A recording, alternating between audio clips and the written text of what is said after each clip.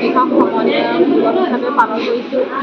আমাৰ কাছৰ কেন্দ্ৰীয় সভাপতি আছিলে দেৱেশনাথ দেউতা, তেখেতৰ ঘৰ আছিলে ফৰকাটিঙত।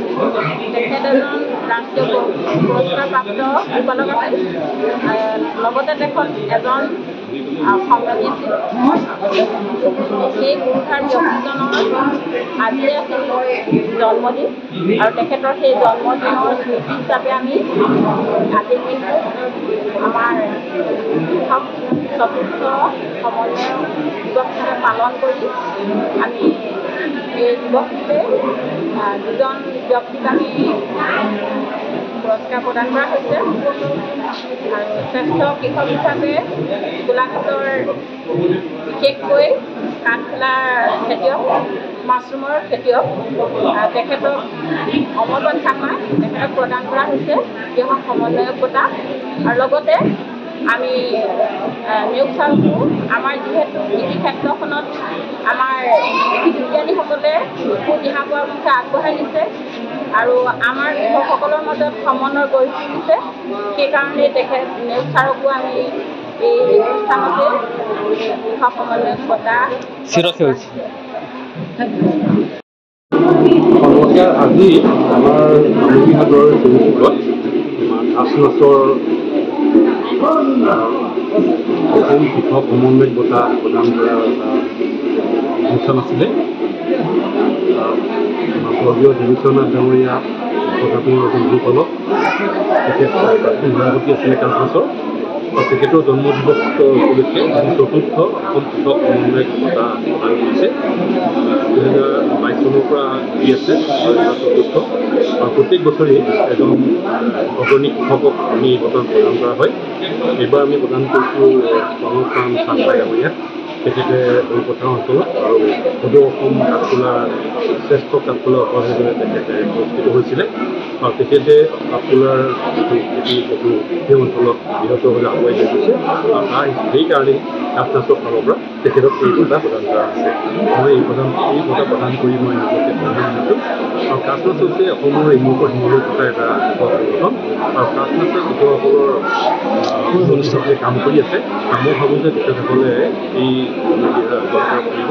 আৰু আমাৰ কৃষি বিশ্ববিদ্যালয় ফালৰ পৰা আৰু আমাৰ কৃষি বিশ্ববিদ্যালয়ৰ বিভিন্ন কেভিচিয়ে মুৰব্বীসকল আহিছে। আৰু তেখেতসকলে এই সভাত বিভিন্ন ধৰণৰ উপদেশ প্ৰদান কৰি কৃষকসকলক যাতে আগবাঢ়ি যাব পাৰে তাৰ কাৰণে বহুখিনি সময় আগবঢ়াইছে। আৰু মই এই পাৰি নিজকে ধন্যবাদ দিছোঁ। যি চতুৰ্থ অসম কৃষক সমন্বয় যি দিৱস আয়োজন কৰা হৈছে, কি ক'ব?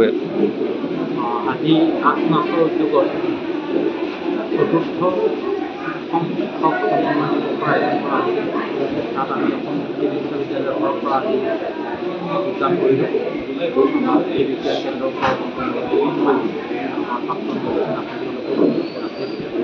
আৰু এই দিৱসটো পালন কৰা হৈছে মেইনলি আমাৰ প্ৰয়াত কৃষক প্ৰাণ কৃষক নেতা প্ৰয়াত দেৱেশনাথ ডাঙৰীয়াৰ স্মৃতিত দিৱসটো পালন কৰা হৈছে 2022 চনৰ 23 আগষ্টৰ পৰা। আৰু তেখেতে যিখিনি আদৰ্শ দি থৈ গ'ল, সেই আদৰ্শৰ আজি জীয়াই ৰাখিবৰ কাৰণে কাছ মাছে তেখেতৰ এই যিটো জন্ম দিৱস, এই জন্ম দিৱসত অসম কৃষক সমন্বয় দিৱস হিচাপে পালন কৰাৰ কৰিছে। আৰু প্ৰতি বছৰে 4 বছৰে আমি কাছ মাছৰ উদ্যোগৰ যিটো আয়োজন কৰা হৈছে। আৰু ইয়াত আমাৰ বিভিন্ন জিলাৰ পৰা আমাৰ কাছ মাছৰ যিসকল প্ৰতিনিধি আছে, প্ৰতিনিধিসকল আহিছে। আৰু এই কাছ মাছৰ যিখন আজি সমন্বয় দিৱস উপলক্ষে যিখিনি সভা অনুষ্ঠিত হ'ল, সেই সভাত আমি অহা বছৰটোত আমাৰ কাছ মাছে কেনেকুৱা ধৰণৰ কৰ্মসূচী হ'ব সেই সম্পৰ্কে আমি এটা আজি দিহা পৰামৰ্শ আজি আলোচনা কৰা হ'ল। আৰু আমি এইটো কথাই আজি আলোচনা কৰা হ'ল যে কাছ মাছৰ যিটো আমাৰ উদ্যোগ কৃষকসকলৰ কাৰণে এই উদ্যোগখিনি আমি কেনেকৈ আমি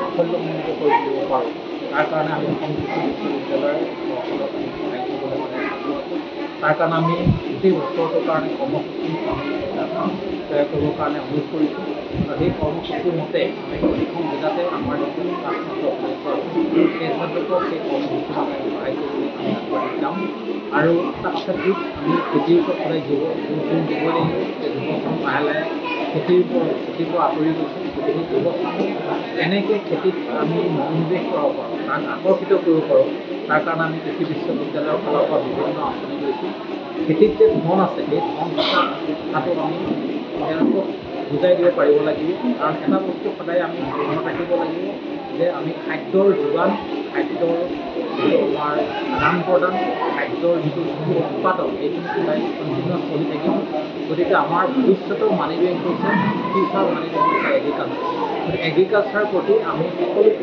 যুৱক যুৱতীসকলক আমি আকৰ্ষিত কৰিলেই আমি ভাবিছোঁ আমাৰ অসমখন কৃষি ক্ষেত্ৰত বহুতখিনি আগুৱাই যাব থেংক ইউ